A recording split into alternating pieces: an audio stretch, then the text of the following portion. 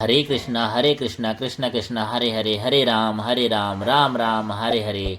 हरे कृष्णा प्रभु जी जैसे कि आप सुन रहे हैं श्रीमद् भगवद गीता यथा स्वरूप आपको सुनने को मिल रही है। मेरे भगवान की आप पे बड़ी कृपा है, हम पे बड़ी कृपा है जो हमको सुनने अथवा पढ़ने को मिल रही है।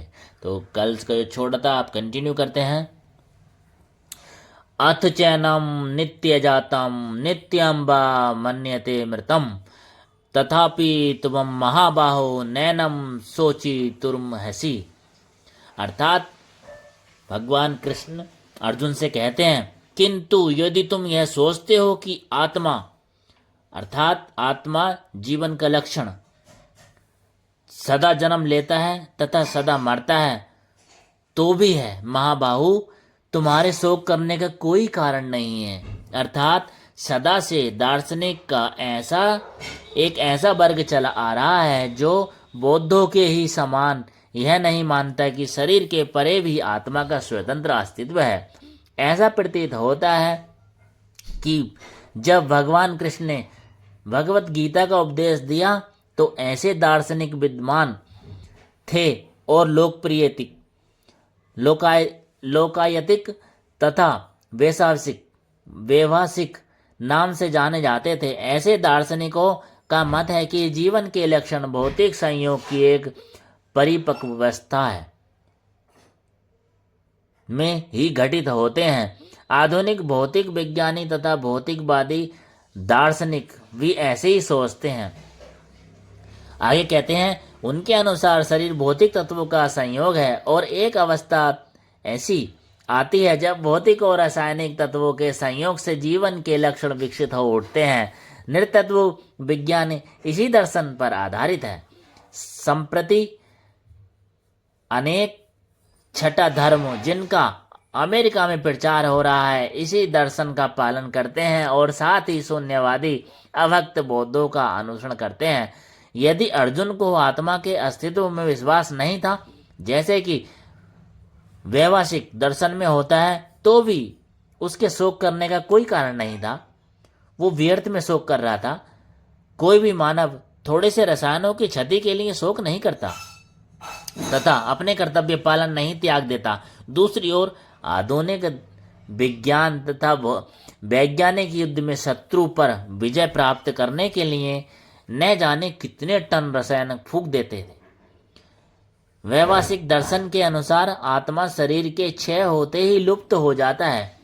अतः प्रत्येक दशा में चाहे अर्जुन इस वैदिक मान्यता को स्वीकार करता है कि अणु आत्मा का अस्तित्व है या कि वह आत्मा के अस्तित्व को स्वीकार नहीं करता, उसके लिए शोक करने का कोई कारण ना था। इस सिद्धांत के अनुसार चूंकि पदार्थ से प्रत्येक क्षण असंख्य जीव उत्पन्न होते हैं और नष्ट होते रहते हैं, ऐसी घटनाओं के लिए शोक करने की कोई आवश्यकता नहीं है। यदि आत्मा का पुनर्जन्म नहीं होता तो अर्जुन को अपने पितामह तथा गुरु के वध करने के पाप फलों से डरने का कोई कारण न था। किंतु साथ ही कृष्ण अर्जुन को व्यंग्य पूर्वक महाबाहु कहकर संबोधित किया क्योंकि उसे वैभाषिक सिद्धांत स्वीकार नहीं था जो वैदिक ज्ञान के प्रतिकूल है। क्षत्रिय होने के नाते अर्जुन का संबंध वैदिक संस्कृति से था और वैदिक सिद्धांतों का पालन करते रहना ही उसके लिए शोभनीय था। जातस्य ही ध्रुवो मृत्यु ध्रुवम जन्म मृतस्य च तस्मादप्रियहार्ये अथिर नैतवम सोचिर तुमहसी। अर्थात भगवान कृष्ण अर्जुन से कहते हैं, जिसने जन्म लिया है उसकी मृत्यु निश्चित है और मृत्यु के पश्चात पुनर्जन्म भी निश्चित है। अतः अपने अपरिहार्य कर्तव्य पालन में तुम्हें शोक नहीं करना चाहिए पार्थ।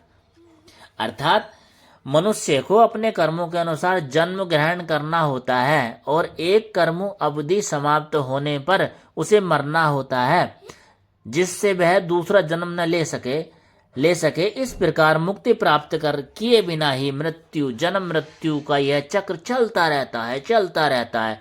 जन्म मरण के इस चक्र से व्रता हत्या वध तथा युद्ध का समर्थन नहीं होता।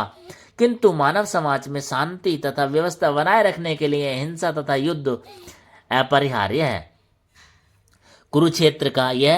कुरुक्षेत्र का युद्ध भगवान की इच्छा से होने के कारण अब अपरिहार्य था और सत्य के लिए युद्ध करना क्षत्रिय का धर्म है। अतः अपने कर्तव्य का पालन करते हुए वह स्वजनों की मृत्यु से भयभीत या शोकाकुल क्यों था? वह विधि या कानून को भंग नहीं करना चाहता था, क्योंकि ऐसा करने पर उसे उन पाप कर्मों के फल भोगने पड़ेंगे जिससे वह अत्यंत भयभीत था। अपने कर्तव्यों का पालन करते हुए स्वजनों की मृत्यु का मृत्यु को रोक नहीं सकता था। यदि वह अनुचित कर्तव्य पथ का चुनाव करे तो उसे नीचे गिरना होगा, अर्थात जिसकी मृत्यु जब निश्चित है उसकी मृत्यु उसी समय होनी निश्चित हुई होती है। अव्यक्तादीनि भूतानि व्यक्ति मध्यानि भारत अव्यक्ति निधान नान्येव तत्र का परिदेवना। अर्थात भगवान कृष्ण अर्जुन से कहते हैं, सारे जीव प्रारंभ में अव्यक्त रहते हैं, मध्य अवस्था में व्यक्त होते हैं और विनष्ट होने का पुनः अव्यक्त हो जाते हैं। अतः शोक करने की कोई आवश्यकता नहीं है। पार्थ, उठो और युद्ध करो। अर्थात यह स्वीकार करते हुए कि दो प्रकार के दार्शनिक हैं, एक तो वे जो आत्मा के अस्तित्व को मानते हैं और दूसरे वो जो आत्मा के अस्तित्व को नहीं मानते। कहा जा सकता है कि किसी भी दशा में शोक करने का कोई कारण नहीं है। आत्मा के अस्तित्व को न मानने वालों को वेदांतवादी नास्तिक कहते हैं। यदि हम तर्क के लिए इस नास्तिकवादी सिद्धांत को मान भी लें तो भी शोक करने का कोई कारण नहीं है। आत्मा के पृथक अस्तित्व से भिन्न सारे भौतिक तत्व सृष्टि के पूर्व आवश्यक रहते हैं। इस अदृश्य रहने की सूक्ष्म अवस्था से ही दृश्य अवस्था आती है। जिस प्रकार आकाश में वायु उत्पन्न होती है, वायु से अग्नि, अग्नि से जल और जल से पृथ्वी उत्पन्न होती है। पृथ्वी से अनेक प्रकार के पदार्थ प्रकट होते हैं। यथा एक विशाल गगनचुंबी महल पृथ्वी से ही प्रकट है। जब इसे ध्वस्त कर दिया जाता है तो वह अदृश्य हो जाते हैं और अंततः परमाणु रूप में बना रहता है। शक्ति संरक्षण का नियम बना रहता है, किंतु कल कर्म से वस्तुएं प्रकट तथा अप्रकट होती रहती हैं। अंतर इतना है, अतः प्रकट होने यानी व्यक्त या अप्रकट या अव्यक्त होने पर शोक करने का कोई कारण नहीं है। यहाँ तक कि अप्रकट अवस्था में भी वस्तुएं समाप्त नहीं होती। प्रारंभिक तथा अंतिम दोनों अवस्थाओं में ही सारे तत्व अप्रकट रहते हैं, किंतु मध्य में वे प्रकट होते हैं और इस तरह इससे कोई वास्तविक अंतर नहीं पड़ता। यदि हम भगवत गीता के इस वैदिक निष्कर्ष को मानते हैं कि वे भौतिक शरीर कालक्रम के नाशवान अर्थात अंतबंत इसमें देहम किंतु आत्म शाश्वत है, तो हमें यह सदा स्मरण रखना होगा कि शरीर वस्त्र यानी परिधान के समान है। यानी आज दूसरे कपड़े पहने हैं, कल को हम दूसरे कपड़े पहनेंगे, ठीक उसी प्रकार ये हमारा शरीर होता है। अतः वस्त्र परिवर्तन होने पर शोक क्यों? शाश्वत आत्मा की तुलना में भौतिक शरीर का कोई यथार्थ अस्तित्व नहीं होता। यह सपने के समान है। यह शरीर तो एक सपने के समान है। स्वप्न में हम आकाश में उड़ते या राजा की भांति रथ पर आरूढ़ हो सकते हैं, किंतु जागने पर हम देखते हैं कि हम तो न तो आकाश में हैं और न रथ पर हैं। वैदिक ज्ञान आत्म साक्षात्कार को भौतिक शरीर के अनास्तित्व का आधार पर प्रोत्साहन देता है। अतः चाहे हम आत्मा के अस्तित्व को माने या ना माने, शरीर नाश के लिए शोक करने का कोई कारण नहीं है।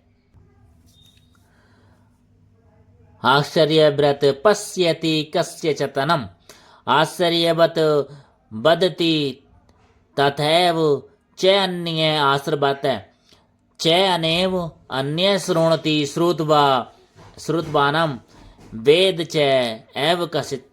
अर्थात भगवान श्री कृष्ण अर्जुन से कहते हैं, कोई आत्मा को आश्चर्य से नहीं देखता, कोई इसे आश्चर्य की तरह बताता है तथा कोई इसे आश्चर्य की तरह सुनता है, किंतु कोई इसे विषय से सुनकर भी कुछ नहीं समझ पाते। अर्थात क्योंकि गोपनिषद उपनिषदों के सिद्धांत पर आधारित है, अतः कठोपनिषद इस श्लोक का होना कोई जनक नहीं है। श्रवणयापि बहुभियो न लभ्य श्रवणयो श्रवन्तोऽपि बहवो यम न विदुः आश्चर्यो वक्ता कुशलोस्य लभ्याश्चर्योस्य ज्ञाता कुशलानुशिष्ट। विशाल पशु, विशाल बट वृक्ष एवं तथा 1 इंच स्थान में लाखों करोड़ों की संख्या में उपस्थित सूक्ष्म कीटाणुओं के भीतर अणु आत्मा की उपस्थिति निश्चित रूप से आश्चर्यजनक है। अल्पज्ञ तथा दुराचारी व्यक्ति अणु परमात्मा के स्फुलिंग के चमत्कारों को नहीं समझ पाता, भले ही उसे बड़े से बड़े ज्ञानी जिसे विश्व के प्रथम प्राणी ब्राह्मण को भी शिक्षा दी हो क्यों न समझाएं। वस्तुओं के स्थूल भौतिक बोध के कारण इस युग के अधिकांश व्यक्ति इसकी कल्पना नहीं कर सकते। इतना सूक्ष्म कर किस प्रकार इतना विराट तथा इतना लघु बन सकता है। अतः लोग आत्मा को उसकी संरचना या उसके विवरण के आधार पर ही आश्चर्य से देखते हैं। इंद्रिय तृप्ति की बातों में फंसकर लोग भौतिक शक्ति यानी माया से इस तरह मोहित होते हैं कि उनके पास आत्मज्ञान को समझने का असर ही नहीं रहता। यद्यपि यह तथ्य है कि आत्मज्ञान के बिना सारे कर्मों का दुष्परिणाम जीवन संघर्ष के पराजय के रूप में होता है। स्वतः उन्हें इसका कोई अनुमान नहीं होता। मनुष्य को आत्मा के विषय में चिंतन करना चाहिए और दुखों का हल खोज निकालना चाहिए। ऐसे थोड़े से लोग जो आत्मा के विषय में सुनने के इच्छुक हैं, अच्छी संगति पाकर भाषण सुनते हैं, किंतु कभी कभी अज्ञानवश के परमात्मा तथा अणु आत्मा को एक समझ बैठते हैं। ऐसे व्यक्ति खोज पाना कठिन है जो परमात्मा अणु आत्मा उनके पृथक पृथक कार्यों अथवा संबंधों एवं अन्य विस्तारों को सही ढंग से समझ सकें। इससे अधिक कठिन है ऐसा व्यक्ति खोज पाना जिसने आत्मा के ज्ञान से पूरा लाभ उठाया हो और जो सभी पक्षों से आत्मा की स्थिति का सही निर्धारण कर सके। किंतु यदि कोई किस तरह से आत्मा के इस विषय को समझ लेता है तो उसका जीवन सफल हो जाता है। इस आत्मज्ञान को समझने का सरलतम उपाय यह है कि अन्य मतों से विचलित हुए बिना परम प्रमाण भगवान कृष्ण द्वारा कथित भगवत गीता के उपदेशों को ग्रहण कर लिया जाए। किंतु इसके लिए भी इस जन्म में या पिछले जन्मों के प्रचुर तपस्या की आवश्यकता होती है, तभी कृष्ण को श्री भगवान के रूप में स्वीकार किया जा सकता है। पर कृष्ण को इस रूप में जानना शुद्ध भक्तों की अहेतु की कृपा से ही होता है, अन्य किसी उपाय से नहीं। देहि नित्य मबो मध्योऽप्ययम् देहे सर्वस्य भारत तस्मात् सर्वाणि भूतानि न त्वे सोचितुम हर्षे। अर्थात हे भारतवंशी, शरीर में रहने वाले देही का कभी भी वध नहीं किया जा सकता, अतः तुम्हें किसी भी जीव के लिए शोक करने की कोई आवश्यकता नहीं है। अर्थात भगवान कृष्ण अभिकारी आत्मा विषय का अपना उपदेश समाप्त कर रहे हैं। अमर आत्मा का अनेक प्रकार से वर्णन करते हुए भगवान कृष्ण ने आत्मा को अमर तथा शरीर को नाशवान सिद्ध किया है। अतः क्षत्रिय होने के नाते अर्जुन को इस भय से कि युद्ध में उसके पितामह भीष्म तथा द्रोण मारे जाएंगे, अपने कर्तव्य से विमुख नहीं होना चाहिए। कृष्ण को प्रमाण मानकर भौतिक देह से भिन्न आत्मा का पृथक अस्तित्व स्वीकार करना ही होगा।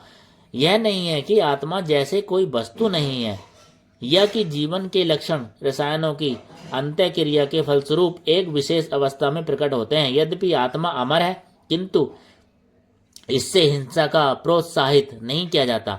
फिर भी युद्ध के समय हिंसा का निषेध नहीं किया जाता, क्योंकि तब इसकी आवश्यकता रहती है। ऐसी आवश्यकता को भगवान की आज्ञा के आधार पर उचित ठहरा जा सकता है, स्वेच्छा से नहीं। हरे कृष्णा हरे राम। शेष चर्चा आगे।